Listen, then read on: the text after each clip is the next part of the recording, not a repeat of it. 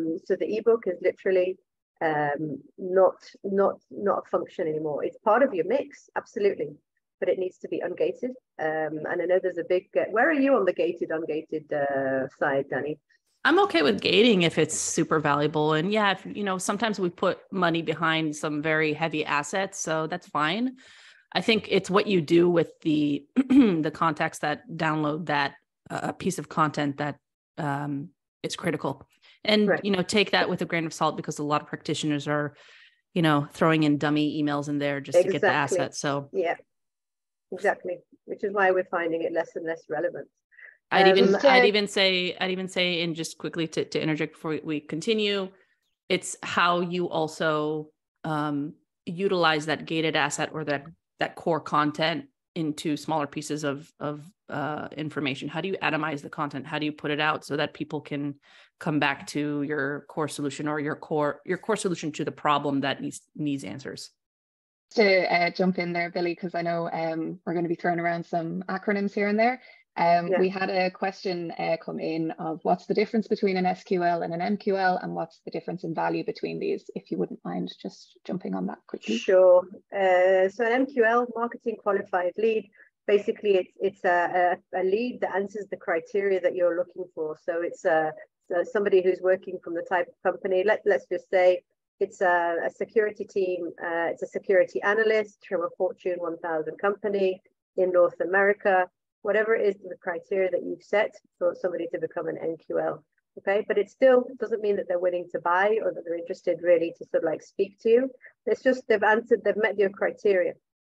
An SQL is somebody who is an MQL, obviously, but has also already been vetted by the sales team as somebody that is they've had a conversation with them, and there's a conversation that has started here, or the conversation is about to start about them becoming, hopefully, an opportunity. And every company that we've worked with has different definitions for MQLs, SQLs, and opportunities. But that's and how quickly you move between being an MQL to an SQL and opportunity. But obviously, everybody dreams of having that lead to customer journey be as quick as possible. Right? All right. The other reason why the single channel doesn't work anymore is that literally awareness is king. Or queen. It's the let them come to you approach. It's the don't hit us with a hammer over the head of try me, we're great. It needs to be you approaching your target audience, so you being available and engaging with your target audience in multiple channels with multiple pieces of content. Again, it's the webinars, it's the podcast, it's the videos, it's the ebooks, it's the blogs. People need to hear about you and speak to their friends about you several times before they'll say, it's about time that I reach out to this company because I have this need. Now, Danny, you spoke to a number of your CISO friends about which companies are doing this really, really well. Yeah. So, wow, what was it? Some of the CISOs were mentioning to me that they really like what Wiser is doing. SentinelOne. Yeah, that was a big one. Was it Wing Security? Mm-hmm. Even Microsoft. Interestingly enough, that's a question mark for me. Interesting. But yeah, okay. Exactly. Yeah. Octave and OnSpring. Yeah, exactly. I will say that I also know, hearing in the grapevine when I was at Black Hat, I also heard a lot of folks shout out to Jupiter One.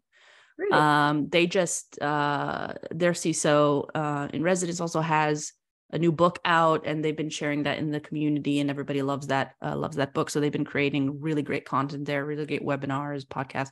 Jupiter One, super great startup, and they're doing a very good job from a brand perspective and an awareness perspective as well. And Black, was it BHIS as well? Yes. With their game. Black Hill Security. Yeah, Black Hill Information Security. They created an actual game, like printed out game with cards and stuff. I forgot what it's called. Oh my god, I totally. No, it's based on Dungeons and Dragons. Right. So, yeah. So anyway, scenario based. Yeah. So there are a lot of customers, a lot of cybersecurity companies who are taking a different approach because of the awareness issue. There are over 3,500 cybersecurity vendors out there, depending on which report you listen to or read, and they're all competing for the same budget. So it really is sort of like, if you're not going to invest in awareness, and we are seeing a massive shift in the lead generation versus the awareness mix. A couple of years ago, very few companies were investing in awareness. And now it really is moving to more of a sort of like 40-60 mix, 50-50 mix. Awareness is taken more and more seriously. And the companies who are trying to skip over the awareness are really sort of like not seeing the fruits of that work. Okay, what else? What else did we discover? The real ABM. And why do we call it real ABM? Danny, do you remember why we call it real ABM? No, tell me. Enlighten me. I'll enlighten you, because you were doing it as well as in your demand gen role. Like basically, Unreal ABM is taking a list of contacts and companies, uploading it to LinkedIn and saying, I'm doing ABM because I'm targeting only that list. That's not real ABM. Real ABM is basically just identifying specific ICP within companies that you specifically want to target. That usually those companies are already in your database and you haven't engaged in them in a long time, or they're taking a long time to go through the funnel, and you are targeting them specifically with very specific offers. You've designed content for every step of the funnel. And you are basically, your goals are also based on engagements more than on the number of leads you're bringing through the door, right? So it's how much you're managing to get them through the funnel. And the goal here is obviously to make the sales cycle much shorter, and also for the deal size to be much larger, because you're focusing specifically on the accounts that you want to, as opposed to the spraying and praying of, hey, I'm going to put my campaign on LinkedIn and see what happens. Yes, you define your target audience, but beyond that, Bob's your uncle of who's going to get through the door. Love it. What does that look like? Oh, you want to see what it looks like? It's a bit of a mess, but you can do it. So here we're talking about rest in peace of the single channel, thinking about multi-channel and multiple touch points. And by the way, we're not talking about it now, but we've also seen a lot of success when we have sort of like Reddit and Twitter as part of the channel mix. Okay, it looks messy, but it's a nice kind of mess, and it's not that bad. But basically, you have targeted lists and segments, as I said, hopefully from your own database, but it can also be new lists completely. You have website traffic. You have something like Lead Feeder or Sixth Sense or Zoom Info that's basically being able to track on your website who is coming in and identify each time that somebody relevant from the companies that you've targeted coming into your website.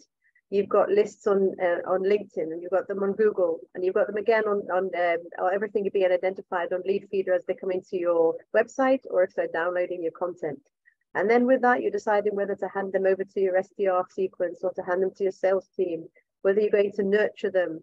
But at every single one of these touch points, you need to have the right treatment with the right kind of content that's backing that up, and measurements, so you can figure out and you can really measure how they're progressing through every step of the funnel. And depending on your company, it's the level of complexity. This looks messy, but this is about as simple as ABM can get, right? Because it's like 3 or 4 stages. Some companies go through 10 hoops and more, so it really varies. Having a look in the chat here for some more questions. Who's guilty of spraying and praying? We won't judge. Thanks. Slowly raising hand. No, we've all done it. We've all done it, and we all still do it. But hey, it's dying. It really is dying. Okay, so Danny, I know this is a pet love of yours. Come on. Come on, talk to me about the dark funnel. What the hell is the dark funnel? Sorry, I said the H word. It's okay. It's not as bad as the F no, word. it's all you. Please, enlighten me. I need to know this, and I will reinforce. Okay, so the dark funnel is all about the fact that even though you put an ad on LinkedIn or an ad on Google, and does not mean that the person who converted into a lead or a marketing qualified lead or an opportunity is really can be attributed to that Google ad or that LinkedIn. No, it doesn't. Basically, because people can see you on LinkedIn and then go Google you or go directly to your website, and then they can go and watch a video, and then they can speak to a friend of theirs, and then they can go to an event of yours. But only once they received that email that gave them that special message that they've been dying for, they want, or that invitation to meet you at RSA, then that's what converted them. So the whole single first touch point, last touch point, and judging leads as how they came in is basically useless. There's a whole dark funnel out there that you really can't know. And what's happening is that basically the more advanced companies, I'll call it, or the more savvy companies, or the ones who have had the awakening, are going for basically three large buckets as opposed to dustbins that look like in the icon. One is events, one is online campaigns, and one is outbound. And then breaking it down beyond that, like completely useless because of the dark funnel. But why do you dislike the dark funnel so much, Danny? It's not that I dislike. I think it's just there's the stigma that comes along with the word dark funnel, because at the end of the day, I have to go back and I have to report on where the marketing dollars are going and what is the ROI based on the channel. And it's hard to do that. It's really like, I can't tell you how many times I've had back and forth conversations around that one slide because I couldn't attribute the data because of the dark funnel. So it makes my job harder. But I think we need to shift our understanding that sometimes you cannot, it's just way too hard to attribute that data. Yep.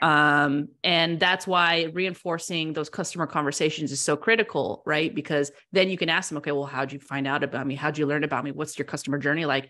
It'll give you a better understanding of where those dollars are actually going and how they're being used, and if they're actually bringing you out ROI or not. Exactly. Instead of relying on these really sometimes expensive attribution tools, which you can use, but sometimes it's not as accurate as you'd like it to be. And so, yes, it's made my job very hard in the past, but it is what it is. We have to shift. Yep, agreed. So yeah, as you were saying, attribution tools, I think for speaking to the clients, always a must. I think we're beyond a certain size of company. I think there's only so many customers that you can speak with. It has to be constant. But if you need to understand what's happening at scale, then the attribution tools can help you, but they don't give you the whole picture and what's happening inside the funnel. I think those are our main findings for what we found in the benchmarks. They are going to be available as of now, basically. Everybody here is going to receive sort of like the benchmarks to their inbox. We'd love to open up for some questions if there are any. And this is, Danny, do you want to explain to people what they can see here?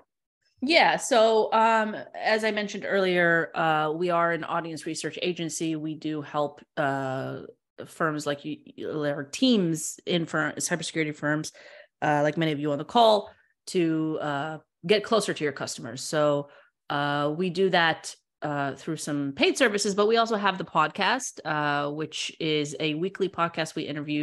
I interview CISOs and other security practitioners as well, not just CISOs, about their role, their motivations, challenges, what we could do as vendors to help them do their job better. And then we have the Academy, which is actually in session now. So we have a value creation course that's actually led by a CISO. So my Academy is buyer led. It's not me teaching you how to do things well. It's the actual buyers teaching you their world so that you could create value for them. The Essentials course is totally free until April 4th. And then we have methodology, the methodology cohort course, which is on sale now. Pay what you can. I'm doing a new promo now. It's pay what you can. The seat is actually $3,000, but because I understand the economy right now and it's hard and everybody, we have more than 300 students in Essentials. Lots of people want a seat. Pay what you can. Talk to me if you're interested in getting a seat. We're starting April 4th. That is my shameless plug. Thank you very much. Amazing. And if anybody wants to meet Danny, she's actually going to be at RSA as well. Yes, I will. Yeah. So we're wrapping up. Are there any questions? I have a few questions here. Amazing. That came in. Yes. Amazing. So we have, what are your favorite attribution tools? That can go for either of you. Oh, my favorite one. I wouldn't call it a favorite. I just find it cost effective. So like it's a lead feeder. So I think it's around $3,000, and it gives you, if you're running campaigns, it really gives you the right kind of information, or enough information to see whether the relevant companies have come through the door. I've heard great things about 6sense, but it's like $50,000 a year, and yeah, great, but it's not really affordable for a large proportion of the companies. Awesome. Awesome. That actually answers another question we've gotten in from Stephanie about whether or not you preferred Zoom Info or Lead Feeder. So pricing, I think it's the issue there is the main difference is the pricing. And again, I think as a starting point in attribution tools, Lead Feeder gives you what you need. Once you start to advance, then you can go down a more sophisticated and expensive route. Awesome. Awesome. Going back to the dark funnel there, I had a question in from David, just kind of your personal opinions. Do you think the dark funnel is going to grow? Going to grow, as in get much more, it's going to get darker. I would say yes. I would definitely say yes, in my opinion, because I don't see buying behavior changing. I don't see that it's ever going to be the linear. We see an ad, we get in touch, or you get in touch with us. We take interest, we learn a little bit, and then we buy. It's always going to be like this spaghetti. And also the whole issue of like the consulting with friends thing. How are you going to monitor that? You're going to monitor who's, which colleagues you've consulted on a certain product. There are too many things that are just, you don't know what's going on behind that. What do you think, Danny? Agreed.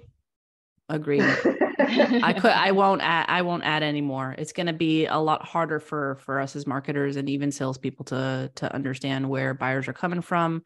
Security practitioners are very sophisticated and distrustful because of some shady behavior from the vendor side, which I'm trying to tackle with my network. But I think it will be a lot more difficult to understand that in the future, and it will become deep funnel. Not dark funnel, it will be deep sea funnel. Deep and dark. Awesome. And then I have one final question here then from Jennifer. Is there, and I don't know if you've already covered this, but maybe just go over it again, just in case somebody missed it. Just ways of tracking the dark funnel. So UTM tagging or the like. Have you any recommendations there? Yeah, so you can tag it all you like, you can track all you like, but again, it's not absolute, because again, if I've seen an ad, I've not done anything with the ad on LinkedIn, for example, and then the next day I've gone and Googled your name and I've gone in directly. And then again, I haven't done anything, but then I met you at a conference, and that's what got me to actually start interacting with you. You're not going to know about the first two steps ever. Only maybe once you sort of like I give you my details, then you can backtrack maybe with certain tools. But it's not tracking has always been around. And the whole cookieless issue as well is not adding to the fun of tracking. It's making it more difficult. Yeah, and I think this has been kind of mentioned a few times in the network. What with Demand Gen Live over with Chris Walker, who's saying, put that field on your form. How'd you hear about us? I do it on my chemistry call forms. How'd you hear about us? When I get on a call with somebody who's qualified, I ask them, do you remember how you heard about me and how you heard about the company? And then that's going to give you a pretty accurate information, answer of the channel and method of how they heard about you. That's true. Making sure that your sales team are always asking the question of how you heard about me, or about us, more like it. I think it's a really important step. Mm-hmm. I always made that a mandatory field in Salesforce for the SDRs who, were getting on the exploratory calls. And then, went through SLAs with them to require that to be part of the conversation. And they were very happy to do it. Awesome. Thanks so much. That's all I have on the question side, unless there's anybody else in our attendees that wants to pop something into the Q&A or into the webinar chat.